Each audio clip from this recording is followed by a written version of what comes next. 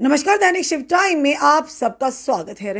दर्शकों, जिस तरह से आप जानते हैं, लैंड अविक्शन को लेकर हर जगह से एक डर और भय का माहौल नजर आ रहा है। वो जनता जिनके पास 2 मरले 5 मरले या 3 मरले ज़मीन है या 7 मरले ज़मीन है, जिन्होंने अपना आशाना बनाया, अपनी परिवार के साथ रह रहे, गुजर बसर करें, उनके जैसे मानिए कि उनके पैरों तले ज़मीन निकल गई है। और सबसे बड़ी बात, अब बुलडोज़र बाबा तेज़ गति से चलेंगे। जिस तरह से एलजी महोदय जो कि दिल्ली में अमित शाह जी से मिले और वहीं पर मीटिंग बैठक हुई, और जिसके दौरान साफ तौर पर आदेश दिए गए कि जम्मू कश्मीर में अब तेज गति से जो पीला पंजा चलेगा, यानी जितनी भी सरकारी जमीनें हैं, घास चराई है या फिर कचराई है, या फिर ये कहेंगे रोशनी एक्ट के तहत जमीनों उन्हें जल्द से जल्द रिट्रीव किया जाएगा। और साथ ही उसी के चलते महबूबा मुफ्ती का एक बड़ा बयान आता है, और साथ ही साथ डॉक्टर फारूक अब्दुल्ला भी भाजपा को कहीं ना कहीं कटघरे में खड़ा करते हैं। और जिस तरह से अमित शाह का बयान आया कि अब इलेक्शंस के बाद ही स्टेटहुड का दर्जा वापस दिया जाएगा, उसी के चलते महबूबा मुफ्ती ने साफ तौर पर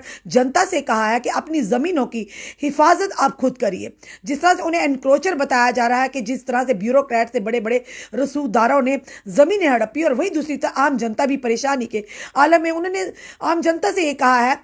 कि आप लोग अपनी जमीनों की हिफाजत खुद करें। हम महबूबा मुफ्ती जी से भी जानना चाहेंगे, महबूबा मुफ्ती ने बयान तो दिया है, पर किस तरह से आम जनता अपनी जमीनों की हिफाजत करेगी? जब बुलडोजर बाबा घर के द्वार पर खड़े होंगे या पीला पंजा, तो क्या उसे कोई रोक पाएगा? जब एडमिनिस्ट्रेशन और पुलिस की तैनाती में। और उसी के चलते हम डॉक्टर फारूक अब्दुल्ला ने कहा कि जो बयान दिया अमित शाह जी ने, इलेक्शंस के बाद ही स्टेटहुड का दर्जा वापस मिलेगा, उन्होंने कटाक्ष किया कि भाजपा की मंशा ही नहीं है, ना पहले थी ना अब, सिर्फ जनता को वर्गलाया जा रहा, उन्हें बहलाया फुसलाया जा रहा कि इलेक्शन एक बार हो जाए, जनता हमें समर्थन दे, बात में देखी जाएगी। पर वहीं दूसरी तरफ डॉक्टर फारूक अब्दुल्ला और महबूबा मुफ्ती से भी ये जानना चाहेंगे, ये कश्मीर की जनता और जम्मू की जनता की आवाज है, जो आज परेशानी के आलम है, जो रात को तो सोते हैं पर नींद नहीं आती कि कब सुबह बुलडोजर चला जाए। आज जिन जिन जमीनों को गैर कानूनी अवैध बताया जा रहा है, वो कॉलोनियों को अवैध बताया जा रहा है, तो उनके कार्यकाल में क्यों नहीं उन कॉलोनियों को रेगुलराइज किया गया? चाहे बठिंडी की बात करें, चाहे सुजवा की बात करें,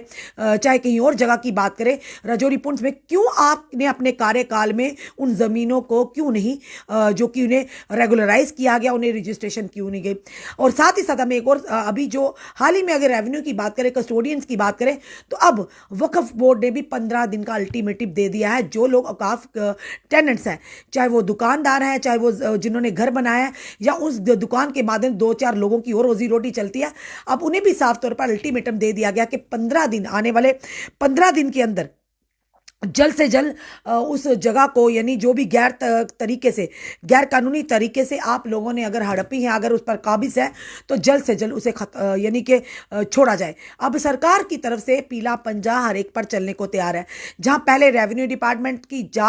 नींद खुली थी, और जो जहां जहां पर यह कहा गया था, सरकार की ओर से आदेश था कि 100% जमीनों को रिट्रीव किया जाए, वही दूसरी तरफ कस्टोडियन की भी नींद जागी। और अब वक्फ बोर्ड ने भी अपना धावा बोला है आम जनता पर, जो लोग पिछले कई सालों से, 50 साल से, 20 साल से, 30 साल से किराया भी दे रहे हैं। और जिस तरह से पहले आपने देखा, कुछ दिन पहले जो औकाफ टेनर से उन्हें प्रदर्शन किया कि एकदम से उनके किराए में बढ़ोतरी कर दी गई है, वो किराया प्रॉपरली दे रहे हैं। पर सवाल बड़ा है कि आगे अगर वो लोग, चाहे औकाफ या वक्फ बोर्ड के अंडर जो आते हैं, जो जिनकी दुकानें हैं या जिनके घर हैं, जो 40-40 साल से, 50-50 साल से अपना रोजगार चला रहे हो, अपने साथ दूसरों को भी रोजगार दिया है, जब उनसे आप जमीनें, उनके घर छत ले लेंगे, तो वो लोग कहां जाएंगे? इतनी देर क्या सरकारें थी वो जागी सोई हुई थी, या इतनी देर पहले आज तक याद नहीं आया कि सरकारी जमीनों पर लोग बैठे हैं, आम जनता बैठी है? मानिए बड़े बड़े ब्यूरोक्रेट्स हैं, बड़े बड़े, ये भी बताना चाहेंगे, जितनी भी जो सरकारी जमीनों पर जो काबिज हैं, उनमें से कई सरकारी कर्मचारी भी, उनके भी नाम आ रहे हैं, कई ब्यूरोक्रेट्स रसूखदारों के भी आ रहे हैं, कई मंत्रियों के भी आ रहे हैं, और समय आने पर वो सारी बातों का, सारे नामों का भी खुलासा होगा। वही जनता ये पूछ रही है, हमसे पूछ रही है, और जनता ये कह रही है, हमारा सवाल करिए कि वाकई आप लोग सरकारी छोटे छोटे मुलाजमों के नाम दे रहे हैं, आप छोटे छोटे लोगों के नाम दे रहे हैं, पटवारियों के नाम आ रहे हैं, तहसीलदार के, तो बड़े बड़े जो मगरमच्छ हैं, बड़े बड़े मंत्री ने नेतागण हैं उनके नाम क्यों नहीं एक्सपोज हो रहे, उनके नाम क्यों नहीं डिस्क्लोज किए जा रहे, ये जनता पूछ रही है। पर फिलहाल ये कहेंगे अब जम्मू कश्मीर के हालात ये हैं, जिस तरह से डॉक्टर फारूक अब्दुल्ला भी लगातार कटघरे में भाजपा को खड़े करे, और वहीं पे दूसरी तरफ महबूबा मुफ्ती का साफ तौर पर बयान है, जब हमारी गठबंधन सरकार थी तब हमें भाजपा की मंशा पहले ही भांप ली थी कि उन्होंने धारा 370 35 को कहीं ना कहीं छेड़छाड़ करनी है, इस तरह का माहौल होगा। जो बातें वो कर रहे थे कि जम्मू कश्मीर बदलेगा, खुशहाली होगी, तो महबूबा मुफ्ती का ये कहना है कि पहले ही जो भाजपा की मंशा को भांप ली थी, इसीलिए जो गठबंधन टूटा, और जब गठबंधन टूटा तो रातों रात भाजपा ने जो कि अपना जो काम का रंग बदलना शुरू कर दिया, और आपने देखा किस कदर एक खुशहाल जम्मू कश्मीर की तस्वीर का जो वायदा किया था, आज किस कदर जम्मू खुशहाल है, ये जम्मू कश्मीर के लोग खुशहाल है। ये साफ तौर पर एक कहीं ना कहीं प्रश्न चिन्ह खड़ा करते हैं कि आप लोगों ने, यानी जितने भी कश्मीरी नेता आज बात कर रहे हैं, आपने क्या किया। आज कश्मीर की जनता भी जूझ रही है, जम्मू की जनता भी उन पीले पंजे से डर के खौफ में रातों की नींद उन लोगों की उड़ गई। तो आपके होते हुए, आपके कार्यकाल थे, जब आप लोग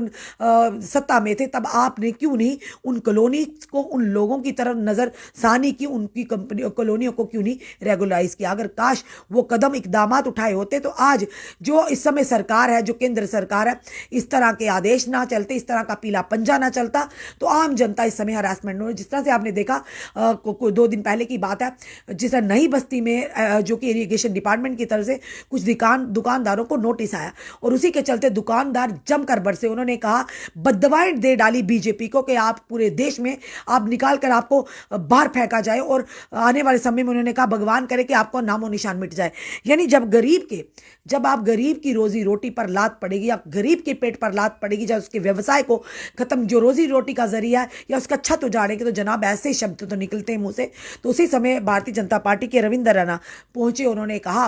कि उन्होंने आश्वासन दिया नई बस्ती के लोगों को कि किसी की भी दुकान को नहीं उजाड़ा जाएगा। एक तरफ से माननीय जो लेफ्टिनेंट गवर्नर है वो मिलते हैं अमित शाह जी से, और उन्हें ये हिदायत दी जाती है कि तुरंत, यानी कि जो पीला पंजा है उसकी कार्रवाई को जो बलडोजर बाबा जी उन्हें तेज गति से चलाया जाए। और वहीं दूसरी तरफ आप लोग जनता को आश्वासन दे रहे हैं, अब किसकी बात पर विश्वास करें। और साथ ही साथ उच्चतम न्यायालय का जो आदेश है वो है, उस आदेश को तो हर एक को मानना है। इसका मतलब ये है कि आप लोग उस आदेश की अवहेलना कर रहे हैं। तो जनता को एक स्पष्टीकरण दीजिए ना, कि जनता भी कहीं ना कहीं निश्चिंत हो जाए और अपने घरों में चैन की नींद सोए। आपका इस वीडियो को देखकर क्या कहना है, अपने कमेंट, अपने सुझाव जरूर दीजिए। इस वीडियो को जितना हो सके शेयर कीजिए। जुड़े रहे हमारे साथ अगले अपडेट के लिए। जय हिंद, जय भारत।